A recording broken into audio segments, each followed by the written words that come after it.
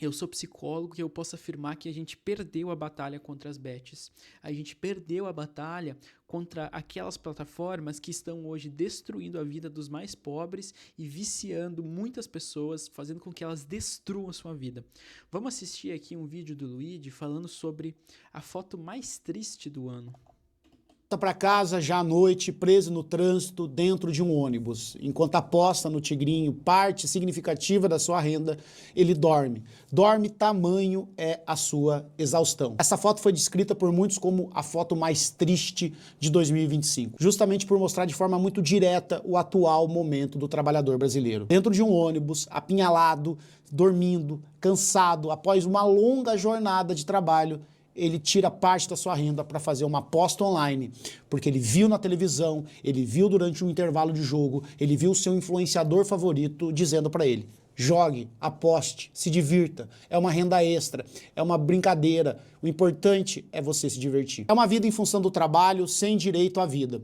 Aliás, o pouco tempo de vida que ainda resta ao trabalhador é dedicado a se preparar para o trabalho. Então, quando ele chega em casa, ele precisa fazer o máximo de tarefas do tempo recorde para poder dormir, descansar e estar em pé no dia seguinte para voltar para aquela jornada. Ele precisa se preparar para pegar o ônibus, ele precisa se preparar para chegar o máximo possível descansado no trabalho, porque o dia é longo. Foi tirado. Isso é interessante porque as pessoas falam sobre jornadas de trabalho de 8, 9 horas, que seria o máximo aqui no Brasil, digamos assim, para a grande maioria das profissões, mas muitas vezes não se leva em conta o trabalho de reprodutibilidade do trabalho. Então, o quanto tempo cada sujeito leva para poder, então, reproduzir a sua jornada de trabalho, né? Quanto tempo ele tem investido em transporte, em locomoção, né? Em cidades menores isso não é um grande problema, mas agora em cidades grandes isso pode chegar a 2, 3, 4 horas por dia de transporte público a mais.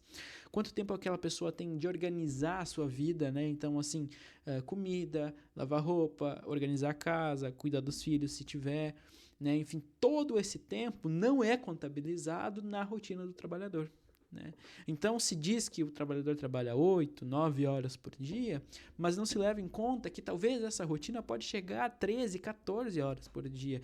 14 horas do seu dia relacionadas necessariamente ao seu trabalho, em que você não pode fazer mais nada, você só consegue reproduzir a sua possibilidade de trabalho. Completamente o direito à existência. Não há mais vida além disso. Não há vida para arte, não há vida para fé, não há vida para família, não há vida para caridade, não há vida para o esporte, não há vida para saúde. Como é que a gente vai falar de saúde, de boa alimentação, de prática de exercício físico para uma pessoa que não tem tempo para absolutamente nada, a não ser trabalhar? E justamente essa falta de tempo para viver é que faz do brasileiro um daqueles que mais gastam tempo em telas. Parece contraditório, não é? Mas não tem nada de contraditório. Nesses momentos onde você não pode fazer nada, a não ser esperar esse longo trajeto até a sua casa acontecer, onde você não pode fazer absolutamente nada, a não ser sacar um celular enquanto está espremido num vagão de metrô, você não pode fazer nada, a não ser esperar o fim do intervalo para o almoço, você tem um celular na sua mão, você tem uma tela. E é nela que o brasileiro hoje dedica boa parte do seu imaginário.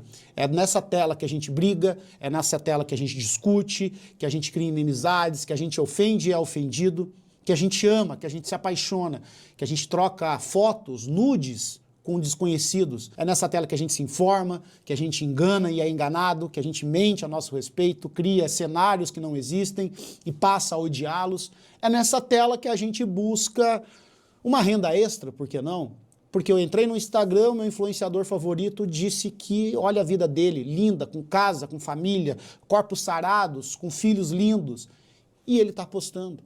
Eu ligo a televisão, os jogadores, os meus ídolos do esporte, pessoas a quais me trouxeram muita alegria com o meu time, estão dizendo aposta, aposta. Tá aqui, ó. Essa é confiável, essa é garantida pelo governo. Isso que a gente vem dizendo, né? Hoje, essa semana eu estava assistindo o Jogo do Brasil.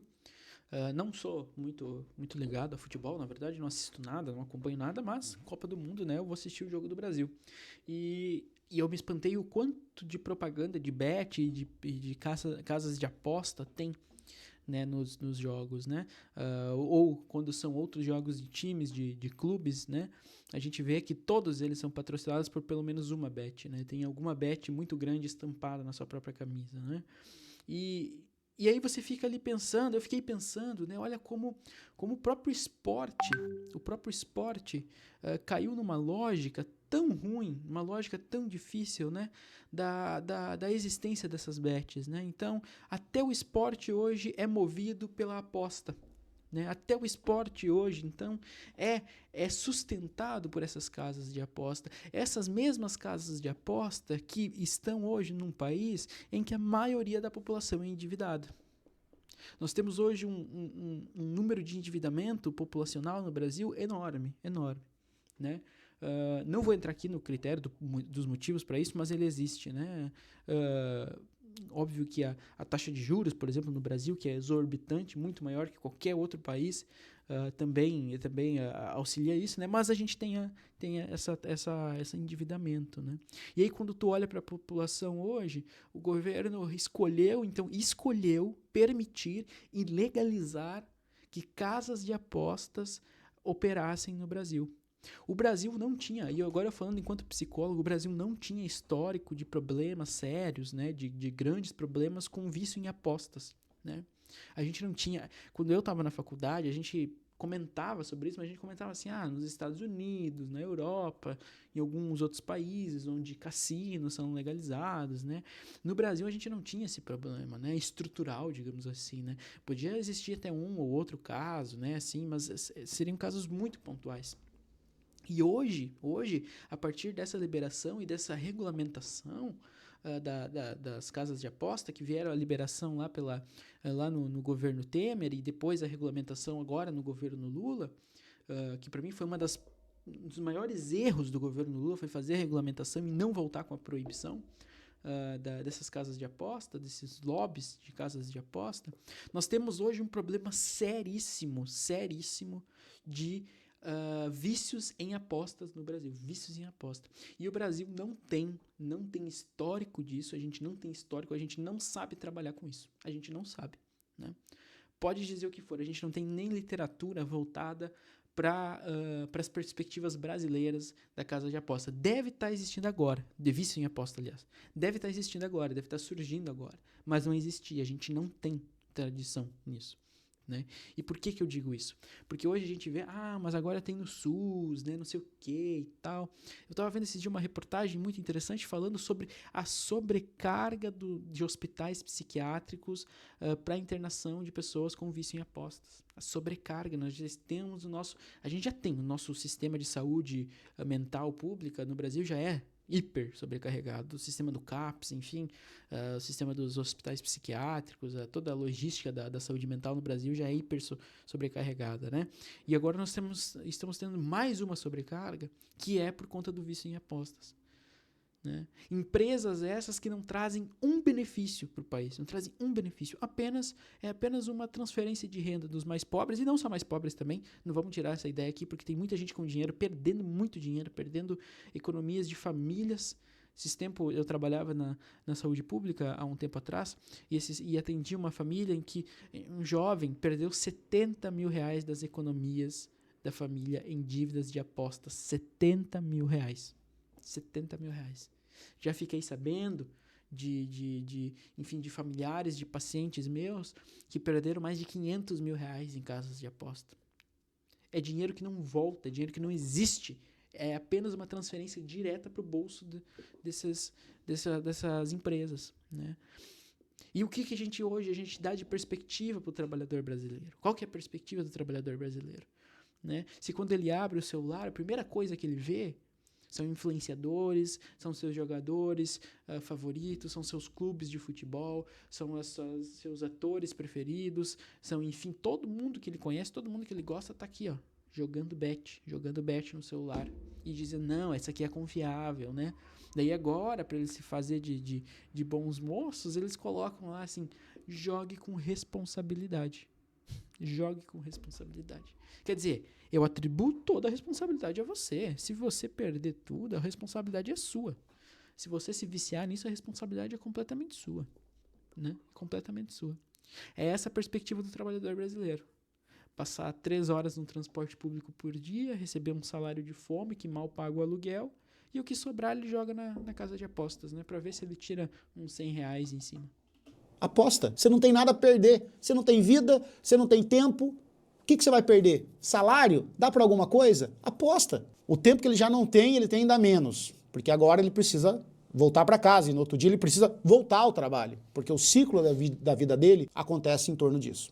Sem direito a filhos, sem direito a brincar com eles, ou sem direito a ter tempo de qualidade com a esposa, sem tempo pro tédio. Você tem tempo para tédio? Você tem tempo de sentir tédio? Você tem tempo de não fazer nada? Você tem tempo de olhar para o tempo e ver ele passar simplesmente? Em 2023 eu pedi para o pessoal que me acompanha nas lives fazer a seguinte pesquisa. Claro, sem ser invasivo e sem ficar prestando muita atenção. Mas olha ao seu redor. Em ônibus, em ponto de ônibus, em estação de metrô, ou dentro mesmo do vagão ou desse busão. Olha ao seu redor e veja as pessoas. O que elas fazem no celular? Começa a entender. Começa a notar que essas pessoas não estão mais no WhatsApp, ou no Instagram, ou vendo TikTok. Elas estão com o aplicativo de aposta, o aplicativo de tigrinho nas mãos. E é justamente esse trabalhador que o tempo todo é exposto a essa propaganda a maior vítima. Então, enquanto o influenciador está indo lá naquela CPI, que não deu em nada, aliás, porque, como a gente sabe, os grandes, os cabeças mesmo, eles são inclusive amigos do pessoal do Congresso e do Senado. Então, quando aqueles influenciadores foram lá, todo aquele show, e todo mundo apontou, ou melhor, gente que já tá, sei lá, cínica em relação a tudo. Acredito que esse vídeo foi feito próximo da CPI das Bets, né? Quando teve a CPI lá com a Virgínia e toda aquela galera lá. Tudo isso, todo mundo apontou que aquilo não daria em nada, é porque não ia dar em nada mesmo. Porque quem sofre, quem ainda é mais, tem a sua vida mais dilacerada pelo capitalismo, são essas pessoas que estão nesse ônibus. Olha, eu não sei se esse rapaz realmente está fazendo isso que eu acabei de escrever aqui, ou se ele viveu esse dia que eu acabei de escrever aqui, mas provavelmente sim. Eu já vivi isso por pelo menos 11 anos. Tá dentro de um ônibus apinhocado, não sei o termo correto, dentro de um trem, se esmagando no meio de vagões. E, dado o padrão das coisas, é bem provável que a vida dele realmente seja como a de milhões e milhões de brasileiros. Ele trabalha longas jornadas e passa horas por dia para voltar para casa. Eu me lembro que quando eu retornava aqui para Salto de Itararé, para minha cidade onde eu moro hoje, conversava com meus amigos, eles sempre me perguntavam sobre os metrôs e os trens, como que era a minha vida lá. E quando eu descrevia para eles, e com até um certo, assim, num tom até bem-humorado, aliviado, eu falava, olha, eu gasto 1h30 para ir, quando ruim, 2. E para voltar, na média, aí 2 horas, 2h40, 2h30 num dia ruim. E eles ficavam assustados. Eu falava, não, mas isso é pouco. Isso é pouco? Você gasta 3, 4 horas do seu dia só se locomovendo no trabalho? Eu falei, sim. E o que você faz nesse meio termo? Eu falei, o que me resta? Eu, sei lá, ouço um podcast, tento escrever alguma coisa no celular, porque eu tinha blog na época, eu tento aproveitar um pouco desse tempo, porque eu não tenho muito o que fazer com ele. Ele, para mim, já é parte da jornada. Então, eu tenho a minha jornada de trabalho e mais essas 4 horas. E todos eles ficaram horrorizados. E com razão. Só que naquela época, aquilo era tão normal para mim, era tão comum, e eu era tão grato por eu não gastar tanto tempo assim, porque eu tinha amigas do meu trabalho, por exemplo, uma vinha de Jundiaí para São Paulo. Então, assim, eu não consigo nem... Eu acho que ela levava o quê? Umas 3 horas. Se fosse totalizar, era quase uma jornada a mais de trabalho, ida e volta. Tinha uma amiga que morava no extremo sul de São Paulo, que para chegar ali na região que a gente trabalhava, ela levava 3 horas, assim, contadinho. Então eu me sentia até privilegiado. E hoje, né, morando aqui no interior novamente, eu olho para essas coisas e eu fico pensando assim, cara, como é que eu aguentava? Como eu aguentei uma cidade grande por tanto tempo? Então, quando a gente fala, quando eu vejo essa imagem... Eu acho que a resposta para isso é aguentava porque precisava, né? Precisava, né? Existem pessoas que têm a possibilidade, então, de retornar para o interior. O Luigi era uma dessas, né? Quer dizer, em determinado momento foi, né? Depois, antes ele não podia também, ele trabalhava de maneira presencial. E quando ele pôde, ele retornou, né? Pelo que eu sei da história dele. Mas as pessoas aguentam porque é o que resta. Elas não têm outra oportunidade. É isso que elas têm. É passar 3 horas no transporte público para trabalhar. Né? E aí eu sempre digo isso, né? Quando a gente vai falar sobre saúde mental, vai falar sobre enfim, qualidade de vida, todas essas coisas, assim, principalmente sobre saúde mental, né? O pessoal aí dos discursos de saúde mental, o pessoal das neurociências, né? Vem com essa coisa, não, porque para você ter um dia regulado, você tem que tomar 1 hora de sol para regular seu círculo circadiano, aí você tem que praticar exercícios, 1 hora, uma meia hora de cardio.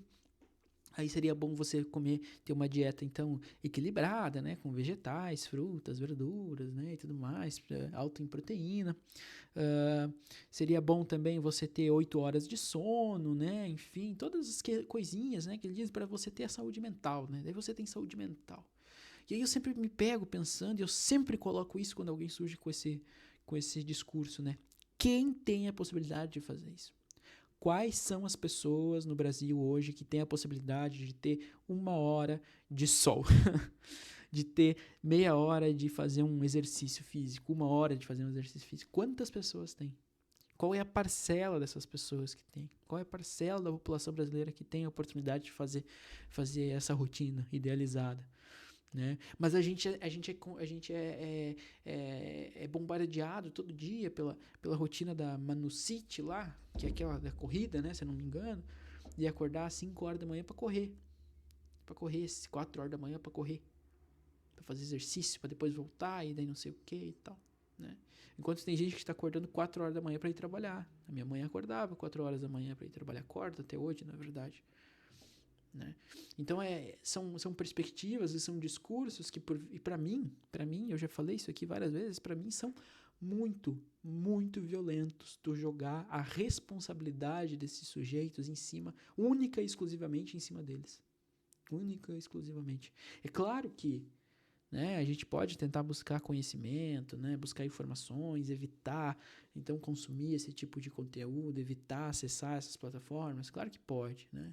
Claro que pode, mas não vou ser eu que vou julgar a pessoa que fez isso. Não vou ser eu que vou julgar aquele senhor daquela foto lá no começo do vídeo, aqui, né? Lá no começo do vídeo, sentado aqui, então, nesse banco de ônibus, há quanto tempo, sei lá quanto tempo, provavelmente escutando alguma coisa aqui pelo fone de ouvido, gastando seu mísero salário no tigrinho. Não vou ser eu que vou julgar ele, não vou ser eu, né? Porque é muito violento quem faz esse tipo de julgamento, é muito violento, porque não passa isso que esse cara tá passando, provavelmente. Quando eu vejo essa imagem, eu penso... Em primeiro lugar, eu penso nisso. Um trabalhador cansado dentro do ônibus.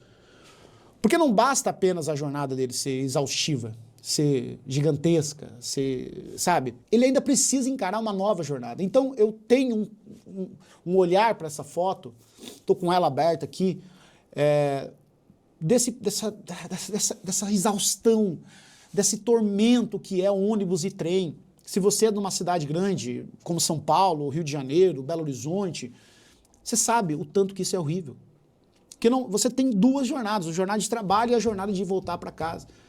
Em seguida eu penso nas apostas, em como essa imagem ela representa um momento onde o trabalhador está completamente vulnerável a isso. E quando a gente fala... especialistas e psicólogos e pessoal que estuda isso fala, cara, não é uma questão de escolha. Não é, a pessoa não escolhe ser viciado em aposta, em jogo, ela não escolhe isso. Você imagina que ele e todos os que estão dentro desse ônibus, ao longo de todo o seu dia, eles foram impactados por bets? De forma assim tão natural, tão normalizada, que apostar em bet e abrir o Instagram para eles é a mesma coisa. Jogar um tigrinho é a mesma coisa, porque está normalizado. Ele vai num mercado, como por exemplo Belo Horizonte tem, e o nome do mercado é patrocinado agora por uma bet. O time de futebol que ele gosta, que está jogando aí os campeonatos, é patrocinado por uma bet. Ele liga a TV, tem bet. O Instagram, que ele passa tanto tempo assim, porque justamente ele não tem tempo, e isso explica muito porque o brasileiro perder apenas para o sul-africano quando o assunto é tempo em tela. A gente tem tanto tempo em tela porque a gente não tem tempo. Eles não têm tempo. Então, o mundo dele é olhar aquela vida perfeita que ele nunca vai ter. Ele nem tem esperança mais de ter aquilo. E aí aquela pessoa que ele está acompanhando ali, que tem uma vidinha perfeitinha, que tem uma esposinha linda, um corpinho sarado, tem casa, apartamento, viaja o tempo inteiro. Esse cara está falando para ele de meritocracia, dele correr, continuar acreditando, Aí o outro influenciador ali já mistura com fé, com religião. E no meio desse lenga-lenga, desse tanto de promessa, olha o meu exemplo, olha como eu consegui, você também consegue, eu já estive no seu lugar e consegui. Tem um link, tem uma aposta, e ele clica. O que ele tem a perder? O que você tem a perder? Eu já ouvi isso pessoalmente de um moço, um dia no bar, ele contando que ele jogava o tigrinho, apostava ali, segundo ele apostava pouco, né? Pô, a gente dando um conselho ali, não somos muito amigos, né? Mas sempre começa assim, toma cuidado, né? Daqui a pouco você está apostando mais dinheiro. Ele falou, mas eu não tenho mais dinheiro, eu não tenho nada, o que eu posso perder? Ele tá certo, o que ele pode perder? Que mundo ele pode imaginar? Que mundo uma pessoa dentro de um ônibus, apinhalado, socado, depois de horas trabalhando, o que ela pode perder? O que ela pode perder? Eu acho que ela não pode perder mais nada, né? Eu acho que essa é a grande questão. Talvez ali o que ela perder no tigrinho, ou o que vier no tigrinho é lucro, né? Porque ela não tem mais nada. Essa é a realidade, essa é a tristeza do trabalhador brasileiro hoje, né? Eu acho que, infelizmente, a gente já perdeu essa batalha contra as bestas, a gente já perdeu, já era. Não vai ter mais, elas já têm tanto dinheiro, essas empresas, já conseguiram tanto lobby que nunca mais vão conseguir sair daí. Então a gente tem uma nova realidade, a gente conseguiu importar a pior parte dos Estados Unidos, né? Os Estados Unidos sofre lá de vício em apostas lá, desde sempre, né? Porque lá o cassino sempre foi legalizado, né? Aqui a gente não tinha isso, era uma realidade que a gente não tinha. Era um sofrimento, era um problema que o Brasil não tinha, e a gente criou, né? E é muito difícil lidar, é muito difícil, e é tão ruim quanto qualquer outro vício, e pode às vezes ferrar mais a vida de uma pessoa do que se ela fosse viciada sei lá, em cocaína, dependendo do uso que ela faz da cocaína, dependendo do uso que ela faz do jogo de aposta, às vezes pode trazer mais consequências para a vida dela, né? Bom, enfim, pessoal, acho que terminamos aqui um vídeo um pouco pessimistas, né? Mas eu acho que é importante, eu sempre fico pensando sobre isso, que para mim foi o maior erro dos últimos governos, foi liberar, foi regulamentar, então, essas casas de aposta, né? Enfim, eu acho que as consequências já são muito, muito vistas, né? E não tem muito futuro. Nessa perspectiva não tem muito futuro. Agora é daqui para pior. É daqui para pior em relação a isso, né?